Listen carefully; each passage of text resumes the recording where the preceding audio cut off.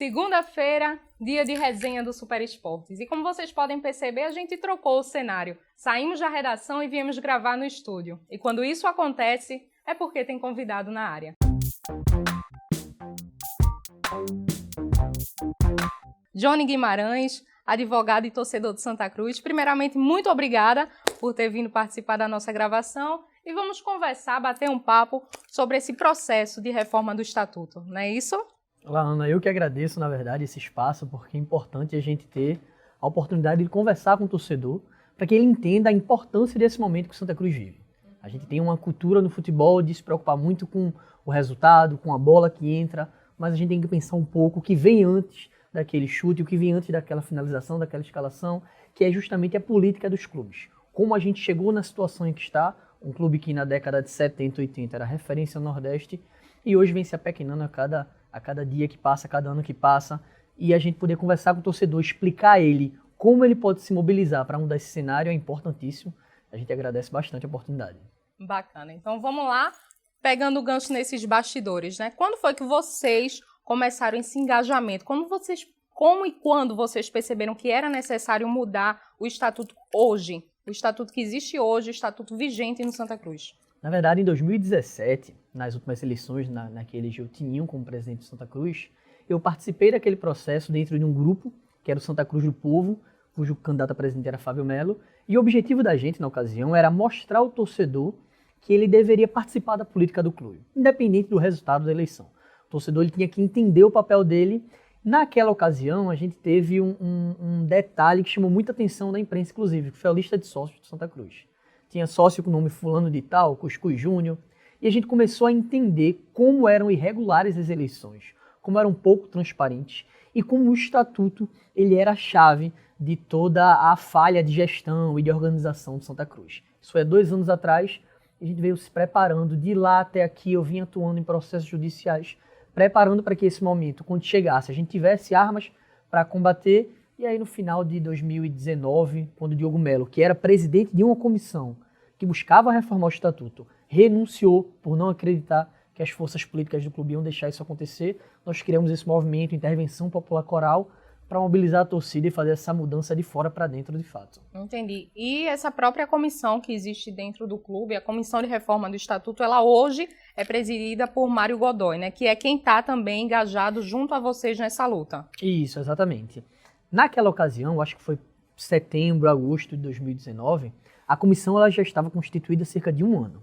E esse trabalho ele foi muito bem executado. Mais ou menos em agosto ou setembro, Diogo Melo, que era o presidente da comissão, que tinha ainda Alexandre Venâncio, o próprio João Cachero, que representa uma ala mais conservadora do clube, ele renunciou ao cargo.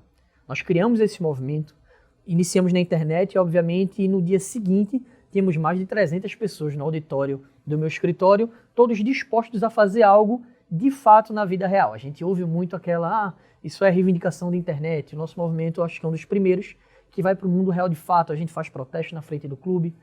E nessa ocasião, Mário Godoy foi eleito presidente dessa comissão e começou a tocar o projeto dentro do clube. Paralelo a isso, nós começamos a coletar a assinatura dos torcedores para que a gente, caso isso não acontecesse dentro do clube, pudesse fazer essa reforma de maneira externa. Por fora, né? Por fora, exatamente. E foi o que aconteceu. O Conselho de Administração, que é um poder criado no clube por Antônio Luiz Neto, do qual ele é presidente, deu um golpe nesse projeto da comissão dentro do Conselho Deliberativo. Nós levamos mais de 700 torcedores para reivindicar as mudanças. E eles sequer deliberaram sobre isso, eles chegaram a sabotar de fato aquele projeto. E o pessoal da Comissão de Reforma do Estatuto se juntou à luta popular. Eles hoje fazem parte do nosso movimento, assim como outros grupos, e a gente já conseguiu convocar essa assembleia com a força da torcida, e esse caminho é o único possível para mudar algo no Santa Cruz. Dentro do clube é tudo muito contaminado, infelizmente. E só para o pessoal de casa entender, estava acontecendo realmente esse elo com o clube, vocês estavam tentando conversar com o Conselho Deliberativo do Santa Cruz, inclusive estava tendo algumas sessões, não é isso? O clube estava abrindo espaço para o torcedor e no último dia 17 de dezembro, o presidente Alírio Moraes, o presidente do Conselho Deliberativo do Santa Cruz, suspendeu essas sessões e desde então não houve uma divulgação da nova data. E aí foi que vocês decidiram realmente agir por conta própria. Exatamente. A gente já vinha se organizando nesse sentido, porque o plano sempre foi fazer através do torcedor.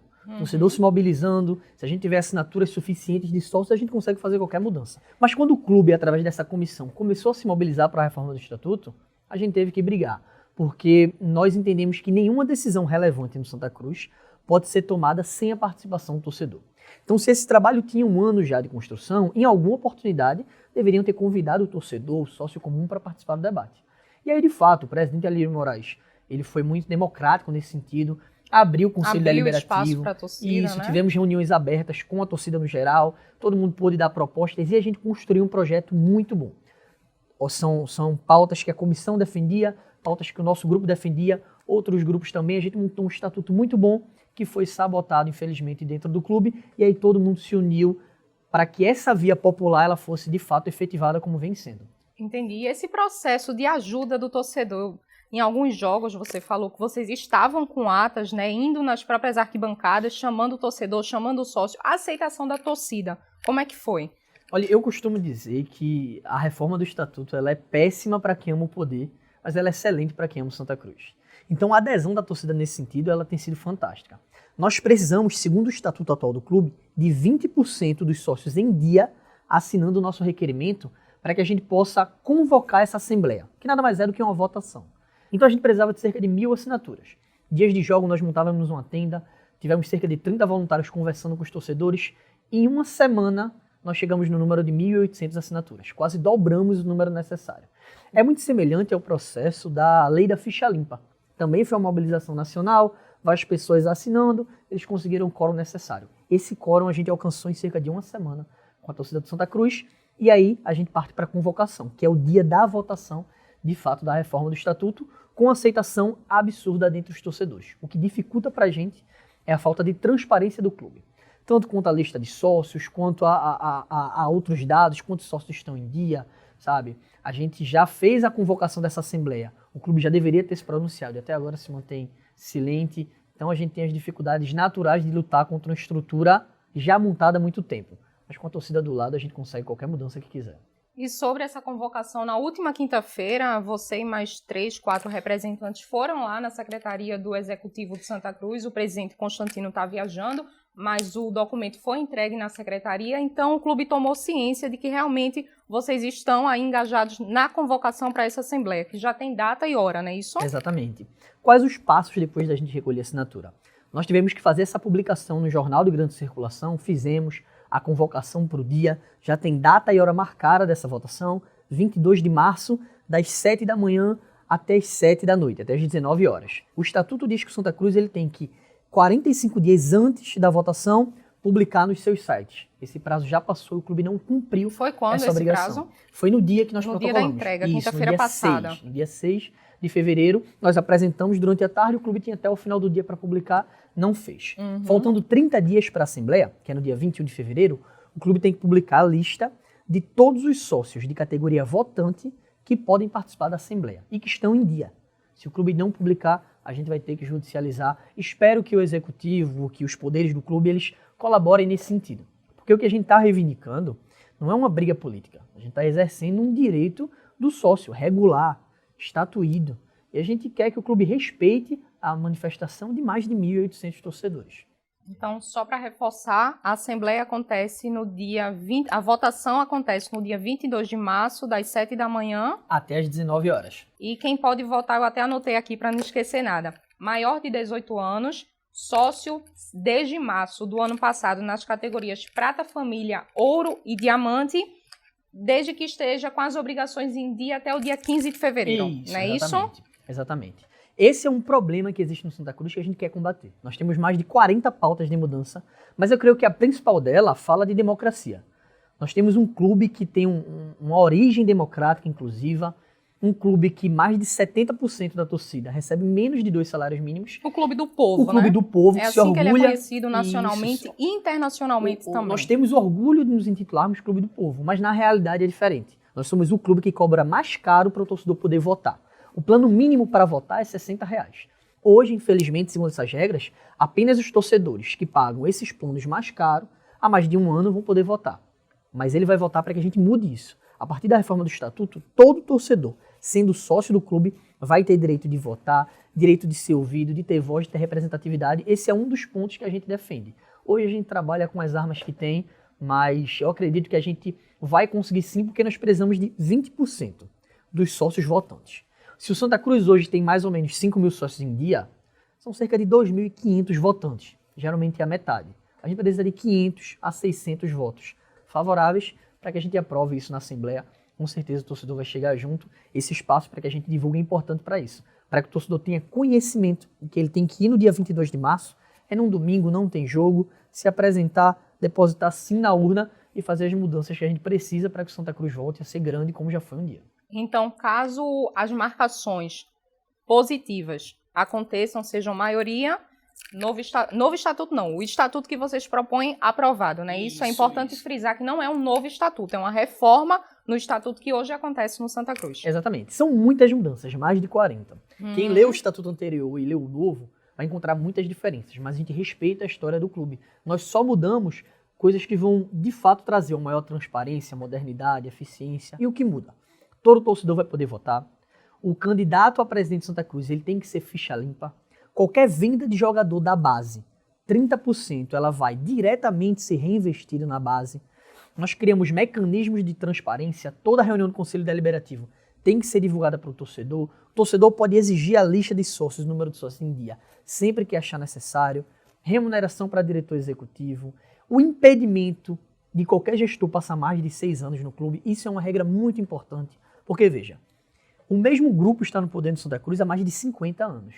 Pessoas que eram presidentes do clube em 70, 72, 73 continuam no poder. O futebol mudou, essas pessoas não se modernizaram. Tenho um imenso respeito por todas elas. Mas ciclos eles acabam. E a renovação ela tem que acontecer. No nosso estatuto, cada gestor ele vai passar 2 mandatos, 6 anos. Independente dos cargos, ele tem que se afastar por 6 anos.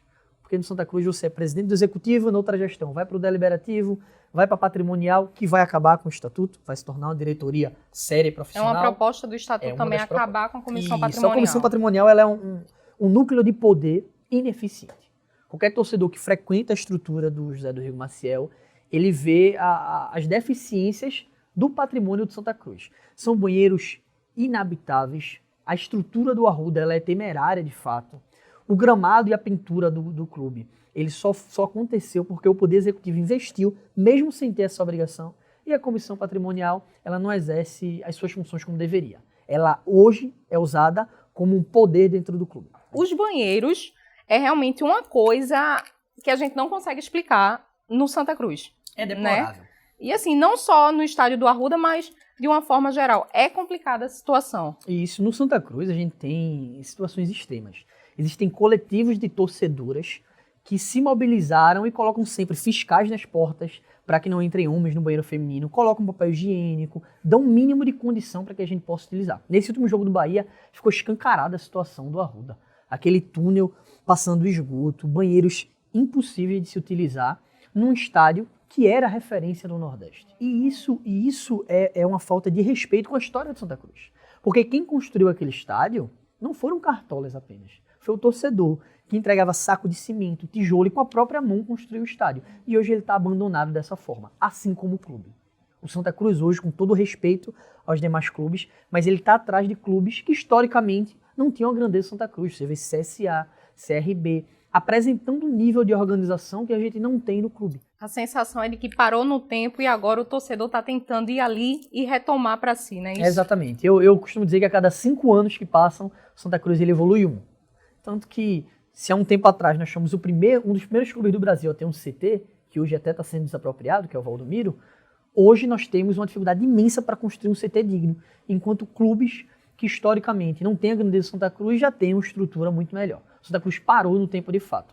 As pessoas que estão à frente do clube, muitas vezes, elas querem arrecadar dinheiro com jantar de adesão, sabe, com rifas, com venda de ovo, com coisas que acabam manchando a imagem do clube pela falta de profissionalismo. E a gente tem que exigir isso estatutariamente. Ser profissional, ser transparente e ser responsável com Santa Cruz não tem que ser opção de gestor, tem que ser obrigação estatutária.